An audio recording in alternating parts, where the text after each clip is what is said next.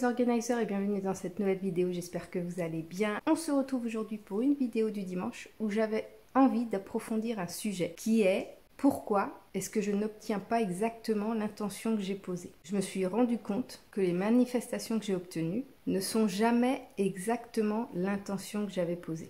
Et pourtant, j'en suis super contente, j'étais super contente de ma manifestation, j'étais super contente d'avoir obtenu ce que j'avais obtenu, j'étais pleine de gratitude et je trouvais que ça me correspondait à 100% et tout. Et à un moment donné, je me suis posé la question, mais pourquoi est-ce qu'on n'obtient pas exactement ce qu'on a posé comme intention? Et en fait, la réponse à cette question, c'est que l'univers ne répond jamais à ton désir terrestre, à ton intention terrestre, c'est-à-dire à l'intention que toi tu as posée par rapport à ta réalité, par rapport à tes croyances, par rapport à tes blessures, par rapport à ce que toi tu penses être possible. L'univers répond toujours à l'émotion qui se dégage de l'intention que tu poses. C'est-à-dire que quand tu poses une intention, tu penses par exemple que tu vas être super heureux, super contente ou content si tu arrives à manifester une gigantesque maison avec des baies vitrées, avec 3 étages, avec une piscine XXL, parce que tu te dis je vais inviter plein d'amis et puis on va faire la fête et puis ce sera exceptionnel et puis je vais être trop heureux, ce sera vraiment ma réalité, c'est ce que j'ai envie d'obtenir, etc.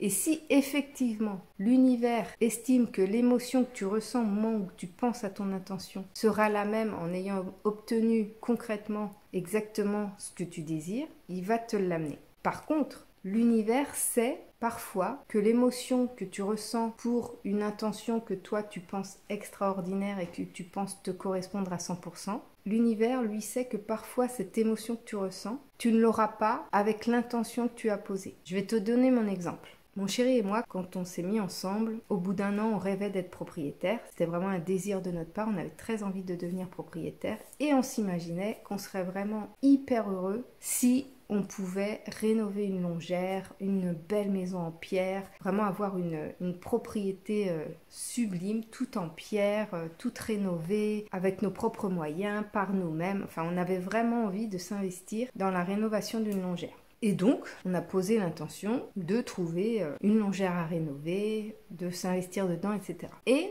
notre intention a été exaucée. On a effectivement trouvé une longère à rénover. Sauf qu'il s'est avéré qu'au bout de 5 ans, cette longère était devenue un gouffre financier. On n'arrivait pas à s'en sortir. On n'était finalement pas du tout heureux et aligné avec ça. On ressentait en fait pas du tout l'émotion qu'on espérait ressentir. Parce qu'on avait voulu contrôler l'idée que la longère nous donnerait l'émotion qu'on ressentait rien qu'à l'idée de pouvoir rénover une longère. Donc quand on l'a acheté, on était super contents parce que on n'avait pas encore fait les rénovations et on n'habitait pas encore à l'intérieur et on n'avait pas encore conscience de toutes les étapes, toutes les difficultés qu'on allait engendrer. Mais ça nous a permis de tester, d'affiner finalement nos désirs vers quelque chose qui nous correspondrait davantage. Et donc au départ, on était tellement frustrés de ne pas pouvoir aller au bout de cette rénovation, qu'on voulait la vendre pour échapper en fait à un gouffre financier, pour échapper au fait d'être fiché Banque de France, pour échapper à vraiment quelque chose de pas agréable du tout. Et on n'arrivait pas à la vendre cette longère. Pendant 2 ans, on n'arrivait pas à la vendre parce qu'on continuait d'être attaché à cette longère. On continuait de faire des actions désalignées, mais qui nous permettaient de garder l'espoir de pouvoir la rénover cette longère.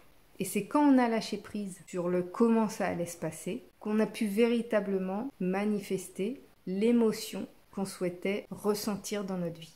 Donc quand on te dit de poser une intention mais de te détacher du comment ça va se passer, c'est vraiment ça, c'est d'arrêter d'avoir le contrôle sur vraiment ce que tu veux obtenir. Parce que tu t'imagines que telle ou telle chose va t'apporter telle émotion, alors qu'en fait, ça peut être quelque chose de complètement différent. Et c'est ce qui nous est arrivé à nous, puisque une fois qu'on a réussi à vendre cette longère, une fois qu'on a lâché prise sur le comment, cette longère s'est vendue en 15 jours. On s'est retrouvés à ne pas trop savoir quoi poser comme intention. On était un peu perdus parce qu'on avait tellement fixé nos désirs dans une idée qu'on s'était faite, une idée parfaite, une idée idéale qu'on s'était faite, qu'on était un peu perdus. Donc il a fallu 4 ans en location tranquille pour poser vraiment les choses pour savoir exactement ce dont on avait envie. Et c'est quand on a su avec précision ce qu'on voulait, sans dire qu'on voulait construire une maison ou qu'on voulait une maison toute faite ou qu'on voulait... On n'avait rien fait de tout ça. On a juste posé une intention comme quoi dans notre maison, on aimerait qu'elle soit chaleureuse, on aimerait qu'elle ait tant de chambres, on aimerait qu'elle ait un jardin suffisant pour que les enfants puissent y jouer. On voulait que ce soit un endroit calme, on voulait que ce soit près de la verdure. Voilà, plein de petites choses comme ça, plein de petits détails qui nous procuraient de jolies émotions, de belles émotions.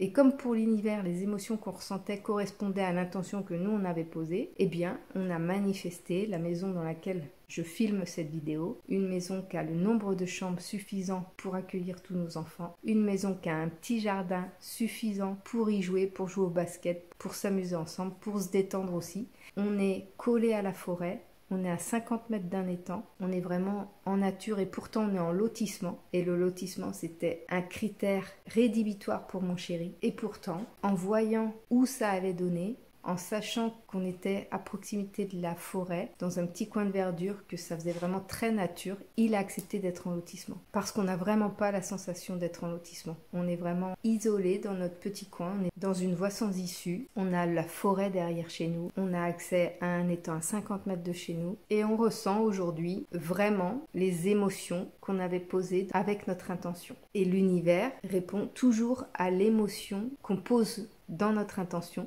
et pas à l'intention elle-même. Si par exemple tu demandes à gagner au loto, moi j'aimerais gagner 1 million au loto. Si dans ton intention tu ressens l'émotion, une émotion de sécurité ou une émotion de bonheur intense ou une émotion de sérénité, etc., l'univers il va pas forcément t'amener le loto en lui-même, il va pas forcément t'amener le fait de gagner au loto, mais il va t'amener une situation où tu vas ressentir l'émotion que tu ressens en imaginant gagner au loto. Donc l'univers répond à ton émotion et il ne répond pas forcément à ton intention. C'est pour ça que lâcher prise sur le comment ça va se passer est hyper important parce que sinon tu te mets en blocage vis-à-vis de ton intention et tu vas vouloir contrôler le comment ça va se passer et en contrôlant le comment ça va se passer, tu vas te retrouver dans une situation où peut-être ton intention sera exaucée mais tu ne ressentiras pas l'émotion qui correspond à ton intention. Donc du coup, tu ne seras pas plus heureux. Un autre exemple, au niveau professionnel, je rêvais d'être indépendante et je me disais comment est-ce que je peux faire pour être indépendante. Donc j'avais posé l'intention de trouver une activité sur Internet qui me permette de travailler de chez moi, d'être indépendante et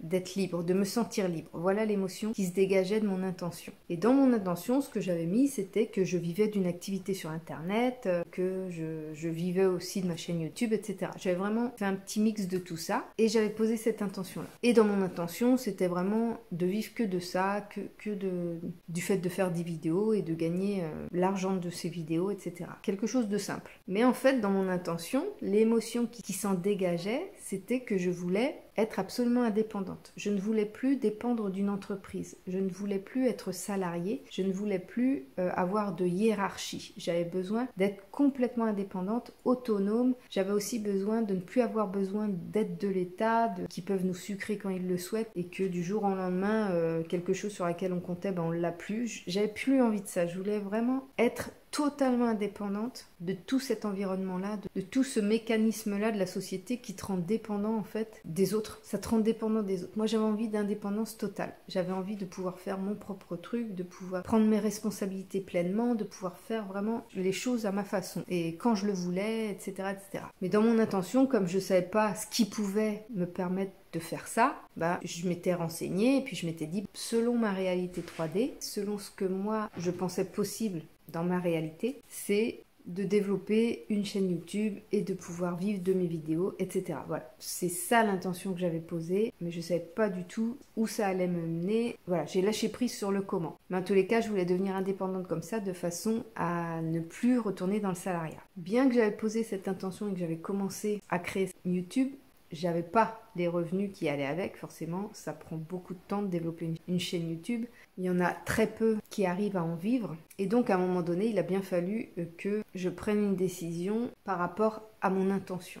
Et donc à un moment donné, je me suis retrouvée à ne vraiment plus pouvoir accepter d'être salariée. Je me retrouvais encore avec un supérieur qui était insupportable. Je me retrouvais vraiment dans une situation qui était pour moi intolérable et donc j'ai démissionné et j'ai eu comme une révélation de me lancer dans le magnétisme. Ça s'appelle une action inspirée. J'ai toujours été magnétiseuse, j'ai toujours eu du magnétisme. Je ne m'en servais pas professionnellement, je m'en servais que pour ma famille et mes amis. Et donc là, j'ai eu l'occasion de d'y penser parce que j'ai pensé une amie pour des brûlures de radiothérapie et ça m'a donné l'idée qu'en fait, je pouvais très bien démissionner et me lancer dans le magnétisme et voir ce que ça allait donner. Donc par rapport à mon intention de départ, ça bifurquait déjà. Mais par contre, par rapport à mon émotion, je commençais à aller dans la bonne direction. Donc je me lance dans le magnétisme, je crée mon auto-entreprise, celle que j'ai toujours actuellement. Et finalement, aujourd'hui, je ne vis pas de mes vidéos YouTube, mais je vis de mes accompagnements, je vis de mon magnétisme et je vis